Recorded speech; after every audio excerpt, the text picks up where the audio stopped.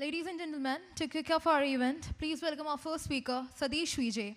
Sadish is a software architect, investor, and tutor with extensive expertise in Google Cloud.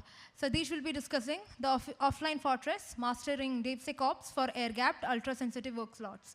Please give a round of applause for Sadish.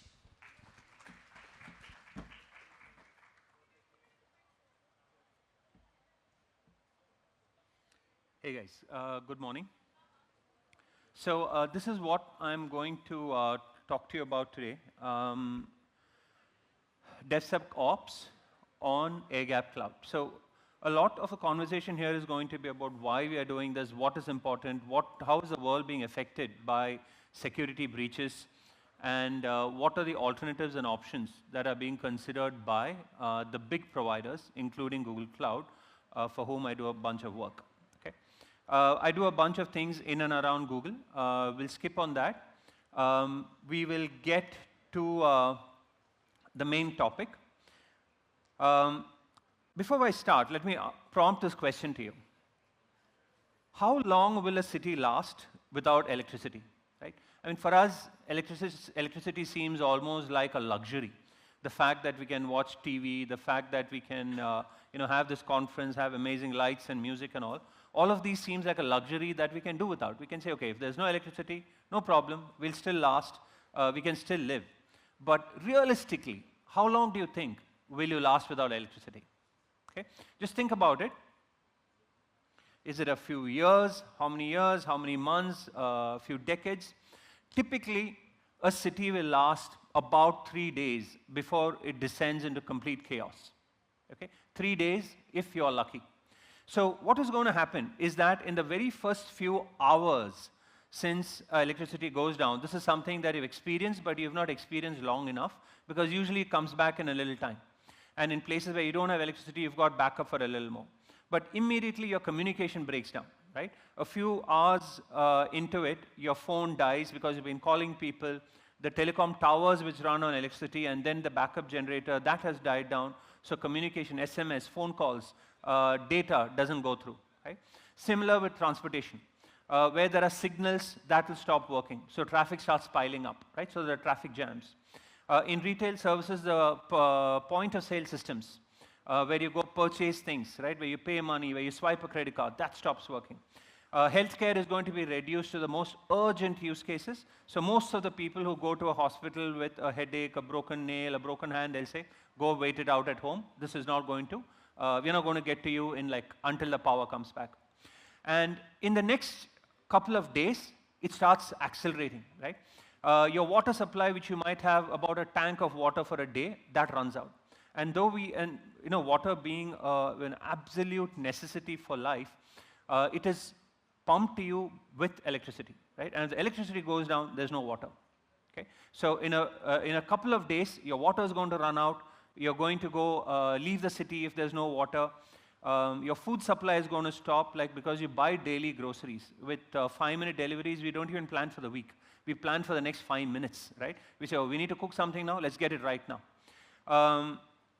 As all these things increases, then the public safety reduces, right? So people are starting to loot, there's riots, all of these things pile up. This is a visual from the movie Virus, right? You've seen this, loads of medical waste being piled up hill high, and it's not getting cleared, right? So riots increases, and the whole city breaks down, and over a period of time, this affects the country as a whole, right?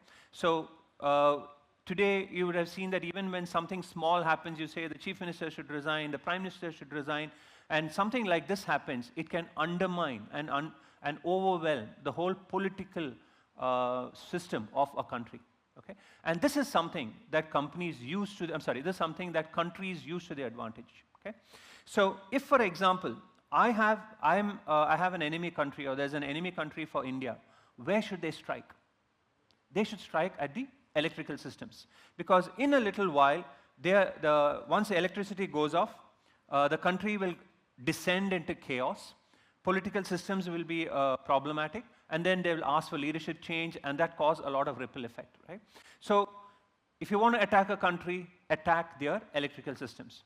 But if you go launch a bomb or a missile on these electrical systems, will it work? Not really, because it is considered an act of war.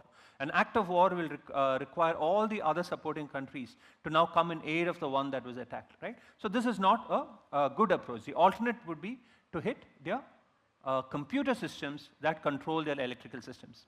And this has been detailed in a book called Sandworm by Andy Greenberg, where they talk about multiple accounts of Russia's cyber attacks. Now, I want to say very clearly, this is not only Russia. US is doing it. China is doing it in a big way. India is doing it, right? Almost every country is trying to attack all these other enemy countries to be able to control their, or to put their ideology onto their enemy country, right? And this happens all the time. In 2016, it was discovered that a team called Sandworm, which was later called Sandworm, and you might have, if those who have read the book Dune, or those who have watched the movie Dune, a very popular futuristic novel, there's a thing in that, an entity in that called Sandworm, and that's the name given to this hacking group. They discovered that they used a Trojan called Black Energy as a backdoor into controlling the electrical systems in Ukraine. And you know, right now there's a lot of political, there's a war actually going on right now between Russia and Ukraine, but that's not new. That has been going on for decades now. So the way Russia was controlling what is happening in Ukraine was through a Trojan that entered the electrical systems, which they were able to then control. And when they went back and studied this Trojan, when they studied the malware, they figured out that this was not the first time it was being seen. It was seen also in 2013 in teams within the NATO alliance. The NATO alliance involves some of the most powerful countries in the world, the US, UK, a lot of Scandinavian countries and all of that. They get together and formed a military alliance. And Russia is not in it. And Russia has put their malware in those countries. They see that it was, even though it was discovered in 2016, they knew that it had already been infected in 2013, 2014 in major players across the world, right? Today, if you go and see our own electrical systems, if they are computer controlled, you will find this malware, okay? How is it being used? This kind of threat is called an advanced persistent threat, where the malware sits inside your network for probably years on end. Right? So it is not like something, there is a small virus or an ad shows up in your laptop and you're like, oh, there's some virus, it's a malware. No, it's not that. These sit undetected for years, until the time they decide, okay, now is when we are going to attack. Right? So typically in the US and all that, on average, about 70 days before they are discovered. By the time it comes to Asia and Indian countries, like 200, 300 days. Right? So today, if our enemy country wants to control India or put our country into chaos, they can do that very easily by shutting down our electric systems like that. Okay? That's what we are dealing with. This is a map of Ukraine during the night. You can see that all the other surrounding countries have got light in the night, whereas not Ukraine. Why? Because Russia, they go and shut down their electric systems before a war. Right? And the Ukrainian people, some of their systems are not sophisticated, they're not new. So they go drive their trucks, they go to these substations, they switch on these, they trip the trip switches, they switch it on. And again, after some time, tack, tack, tack, the next ones are again shut down, right? So repeatedly that is happening, that where the whole country has no electricity, and then now they can push their political will. Okay?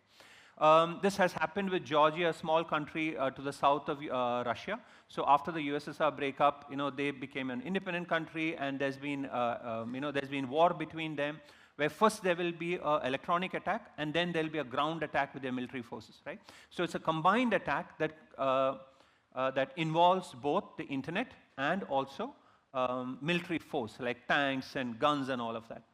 NotPetya, this is again a long story about how millions and hundreds of millions of dollars were lost because they were able to attack Maersk, the shipping company, right? So in Denmark, they were able to shut down all their systems.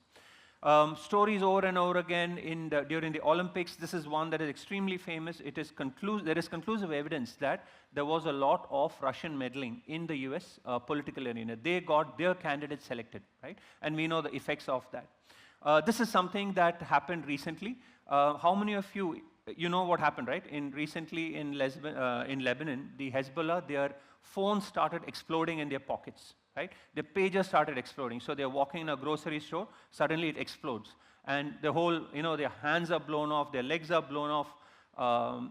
Why? Because they have somehow, I guess people know who the country is, but then they don't accept that it is them, right? So how many of you right now would feel safe with the phone in your pocket? Do you think it would explode in the next few seconds? It could.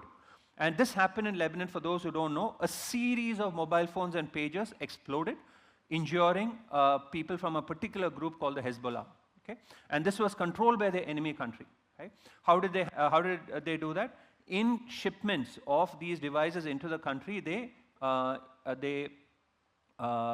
included explosives that they were able to remotely control and then explode. Right? So for example, if you are a team in a company and a foreign company wants to say, hey, you know what, I want to take down their people, I can do that. Right? So this is what is happening today, where our hardware, our software, is potentially infected by malware or even real explosives in their software or hardware lifecycle. As they're being built in terms of software or hardware, you're able to include these things that can be a real problem to not only the running of a country, but to the institutions within that country. So in this case, what Google is doing is they have launched a new product called AirGapped. And what AirGapped does is it's Google Cloud. It provides hardware, software, all of that, but you can run it without an internet connection. Okay? So what you know as the cloud today, what you know as DevOps today, happens all in the cloud. Right? You're sitting somewhere, there are machines, hundreds of thousands of machines somewhere in the world. You sit here, you control that. You no more can do that. Right? In your biggest, most sensitive institutions, whether it's financial, whether it's military, whether it's education, governance, voting, you need systems that are completely cut off from the internet or they are air-gapped. Okay? So within Google itself, this is called Google Distributed Cloud. The hardware comes in, the software comes in, and there's a lot of sovereignty, right? So sovereignty is the idea of swa-reign. Your reign is who rules in that place, and in your systems, you want to be the only ruler, right? You want complete control over how things happen, and you don't want other people controlling it. Like, so for example, it should not be a hyperscaler who controls all things. You want to be able to control it. And in terms of the software lifecycle or the hardware lifecycle, they're able to provide sovereignty, saying we can conclusively tell you who owns this, who controls this, who runs it, right? Who owns the data, who owns the software, who operates the systems.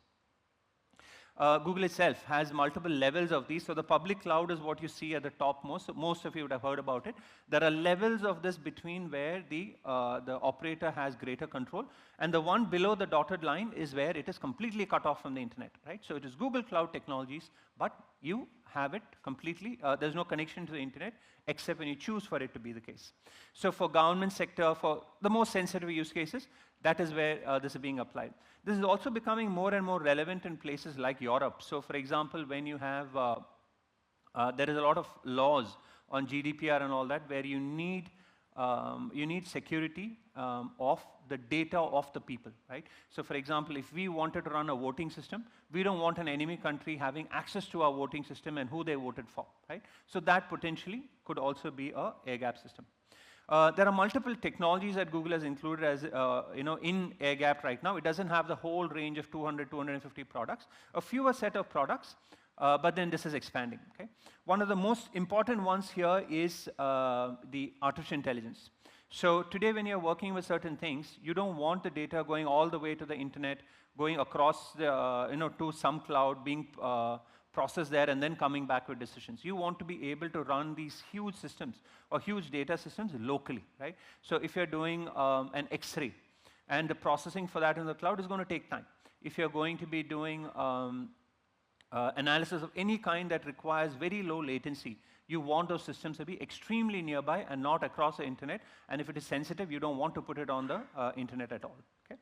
So there are various levels of these or sizes of the products that come as a part of this, starting from small devices to huge racks that you can put in a room. Okay? An example of its usage is when there were these wildfires, right? So the photo that you see over here is covers probably hundreds of acres. And there are usually a few firemen who are trying to control this. Okay? And to be able to do that, they need very real-time data of weather patterns, how this fire is spreading. Right? So by analyzing analyzing satellite imagery, they're able to figure out things like which way the wind is blowing. Right? Now, if they did that the way they were doing it before, which is laying out a paper map on top of a Jeep hood and figuring, okay, what should we do next? That's not good enough, right? You're going to burn through hundreds of acres more before you're able to get something or before you're able to control this, right? So what Google has is this appliance. This has Google Cloud, right? That little box that is sitting on the back of an RV, which is about the size of a large suitcase, has Google Cloud. And obviously, there's not going to be an internet connection, but you can still operate it, use it, and make it useful for whatever you're doing, right? There are other various sizes, right? So going from that small box to large racks, there are all these different setups that you can have in Google Distributed Cloud, okay? So the next question is air gap cloud bulletproof, right? Is that enough? Is it enough to just ensure that we are not connected to the internet? Or is there more to do? Right? So let me tell you the story of Stuxnet. Before that, the question, how do you make a nuclear bomb? Anybody know the answer to this? If you raise your hand, I'm a little worried for you, because I don't know why you should be knowing this information, okay? But still, I'm going to tell you, in case you decide to make it, here is how you do it. If you've seen the movie Oppenheimer, there is a scene in this where they're talking about the amount of enriched uranium they have to build a bomb. So they start with this big bowl, and in the very beginning, they put 3 marbles in it, and it says, this is the amount of uranium, enriched uranium you have, but what you need is a full bowl, right? Why is that? And as the movie progresses, you can see different people adding more and more marbles into it, indicating that much enriched uranium is there. Okay, so what is this enriched uranium?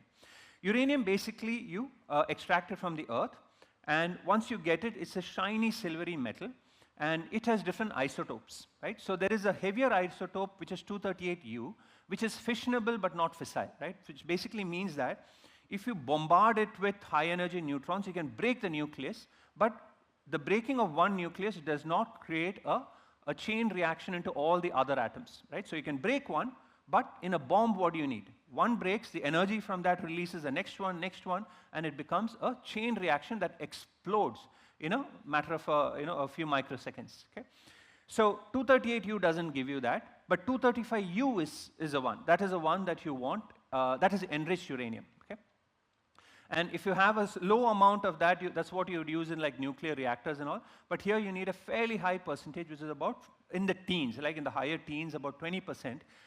Is how much you need to do that, to create a bomb. And the way you do that is you take uranium, that shiny silvery metal, you vaporize it, make it a gas, pump it out from the bottom, and then you spin the cylinder over and over again. You spin it repeatedly until the heavier 238U goes to the sides, and the lighter ones are in the center. Okay, so it uses centrifugal forces to run this chamber repeatedly to extract enriched uranium.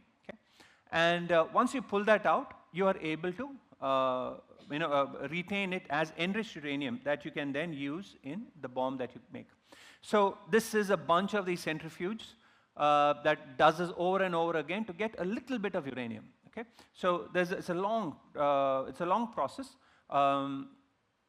that needs to be done in very controlled ways to make a nuclear bomb, which is the reason why a lot of people don't have nuclear bombs. Okay. So at that time, Iran was doing a lot of this. They said, hey, we want to have our own nuclear reactor and all that, but obviously their purpose was to build a nuclear bomb. And what they did was they have their nuclear facility in Natanz deep in the mountains. Okay? So now the US and all the other countries in NATO are like, okay, Iran has not been a great international player, so how do we control this? One way to do that would be to bomb it. Right? So you throw a missile at it, it breaks, it explodes, but then what's the issue with that? One, it is deep in the mountains, so there's no necessity that it will hit the actual center.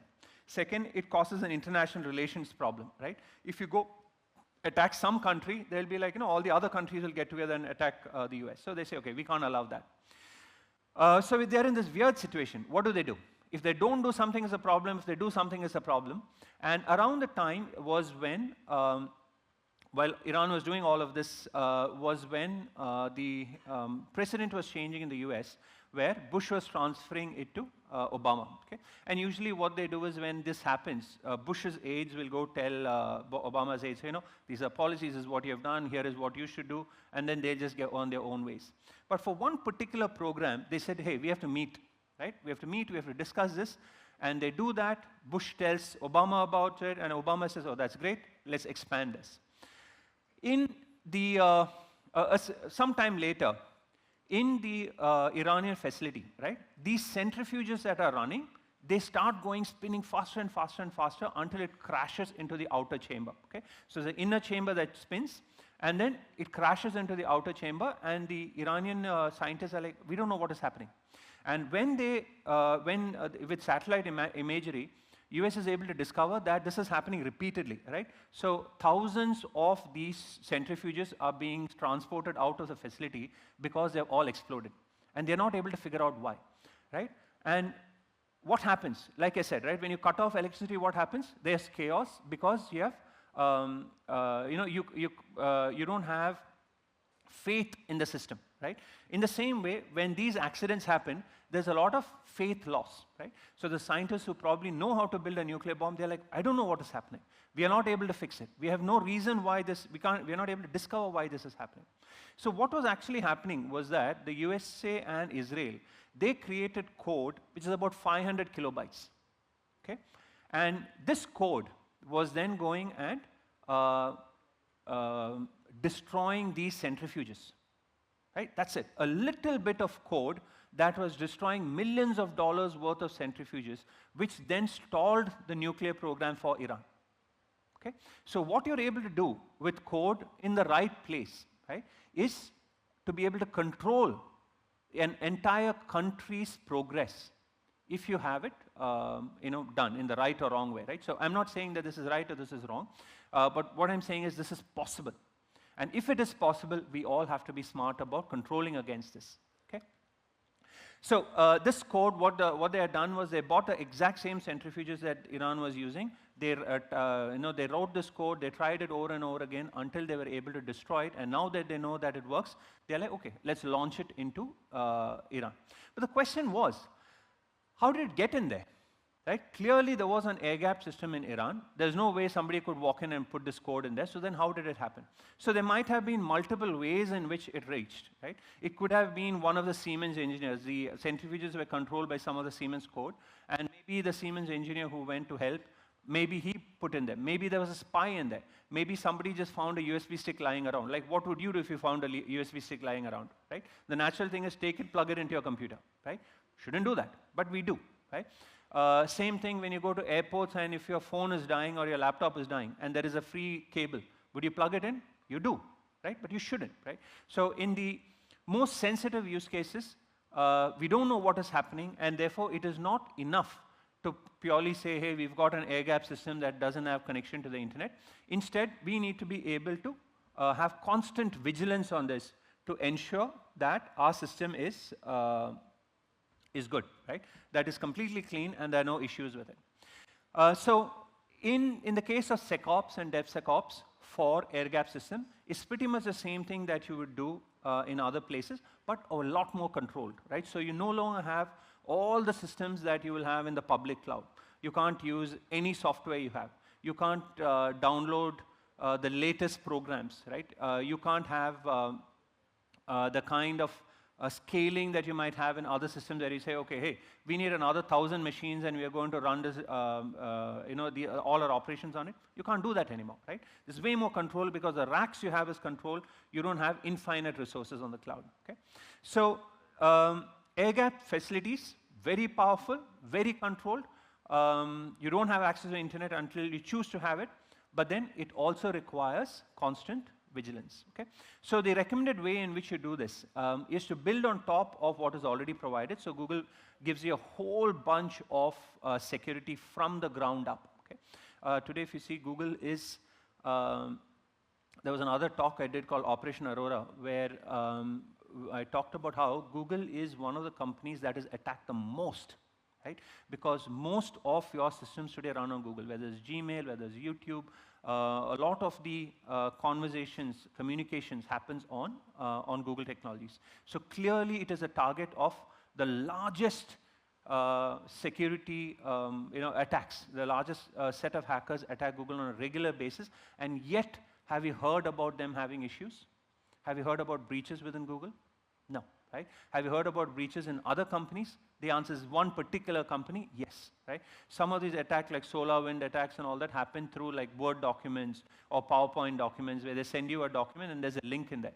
You guys use Google Docs maybe? Have you heard of issues over there? No. Why? Because Google has some of the most prominent teams in this whole area to check for malware. Every time they are doing all your search for you, it's like, oh, search, we find it, right? But there's a lot happening in the backend where they're also indexing these sites for malware, right? So they won't route you to sites that have malware. They've discovered that malware. They've understood it, and they're going to include that in the systems that they sell to you, right? So for example, whether it's Gmail or whether it's Google Cloud, it has some of the topmost security in the world, right? So starting right from the hardware to the data center, to the hard disk, to the CPU, all of them have varying levels of security, right? So in Google, it will be considered like a bunch of concentric circles, right? From the outermost layer to the innermost layer, there's security at every single point, right? So in GDC air-gapped also, top-notch security, but on top of that, you need to have a security operations center that is going to constantly be looking at what is happening. You need to be able to review. You need to be able to review what kind of software being used, what data comes in, and there's a whole process for this. Okay? So I'm going to quickly walk you through in the last 5 minutes that I have. So in the security operations centers usually happens outside of the core data center, right? So this is a requirement where you cannot have the people operating the system be alongside the system, right? So it's like, when the Google founders, Sergey Brin and Larry Page, if they're traveling to one place, they can't go on the same plane, right? They have to go on different planes on different routes. They have to arrive at different times. They have to leave at different times. Because if something goes wrong, they cannot be at the airport at the same time. They cannot be at the plane, on the same plane at the same time, because something goes wrong, big issue, right? So in the same way, the data center will be in one place, and one or more of the security operations center, called the operations infrastructure facility, will be somewhere outside. It could be close by. Usually it's not close by. It will usually be miles, or kilometers away, to ensure that if there's an attack on the data center, it doesn't affect the people who are operating it, because they have to take up something else. Yeah? And there could be one or two of these facilities. And the goal with this is also that the Locard's principle, right? So for every contact that happens, it is going to leave a trace. It is a way forensics happen, right? So if there's a murder, you know that there is going to be a trace, some fingerprint or something like that. You use that to discover who attacked how and try to recover from that. Right? And in doing that, again, with GDC, remember, the attacks are not small time. They're these advanced persistent threats, so they're very high end, right? So you need sophisticated ways of also dealing with, to identify, to control, to analyze, to mitigate, and remediate all of those issues, okay? So there are 3 levels of analysts at work: Tier 1, Tier 2, and Tier 3. Tier 1 is usually the operations people who look at all the data on a regular basis and say, oh, something is wrong, we can fix it. And usually there's a small issues, right? So if the first thing is to review what happens, to continuously monitor, then look at the data which is intake, and then to be able to resolve it as quickly as possible. And if that doesn't happen, like say, for example, there is a malware that is there, but it is connecting to an external system, that is a higher level of problem, right? Because then there is a data breach. It is pulling out data and taking it out somewhere. That is lesser than somebody just sitting there as malware or running an ad, right? So in this case, it will go to Tier 2. And they have more tools. They're more sophisticated tools. They take more time to analyze all of these malware and say, what should be our response, okay? And if these also cannot be handled, then it goes into Tier 3. Tier 3 analysts are more proactive, right? So instead of waiting for something to happen, they do all these scenarios. They work on all these scenarios to say, okay, what could happen? If we put this software, then how should it work? What are the new threats? All of these kinds of work that happens prior to an attack also goes to Tier 3. Or if it's a most advanced attack, if some kind of new Trojan or malware comes in, then also it might go to Tier 3. But usually the idea is this is a smaller team. And Tier 1 and Tier 2 are the DevSecOps teams that are going to control this. And this is not going to be the case only with Google Cloud. I'm sure it is going to be the case with other clouds also. as they build this out, right? Because there's a huge amount of requirement for this. And companies who have this kind of sensitivity for their data and their operations also are able to put up a lot of money for it, right? So you will see this happening in terms of all of these other clouds for threat modeling, vulnerability management, security engineering. You'll see this expanded into other offerings, okay? With that, I will wrap up exactly on time with these few key takeaways, right? So first thing is, we need to understand, we need to be sensitive to the fact that we are constantly under attack, okay? You might not see it because the companies you work with, right, they have taken care of this, right?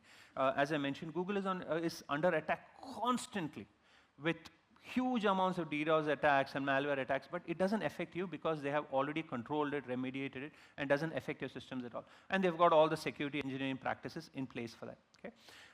As a product, there is Google Cloud, which is a public one that you use, and for the most sensitive use cases, there is Google Distributed Cloud, and Air-gapped is an extension of that, which is even more secure without an internet connection, okay? So with that, I'll stop. This is me. You can find me on LinkedIn. And I will leave by saying, take care and be safe, okay? Until next time then.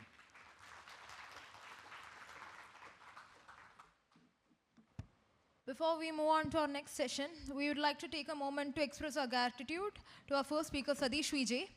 Satish, your insights on mastering DevSecOps for air-gapped ultra-sensitive workloads have been incredibly enlightening and valuable. As a token of our appreciation, we would like to present you with this memento. Thank you for sharing your expertise with us today. Please give a round of applause.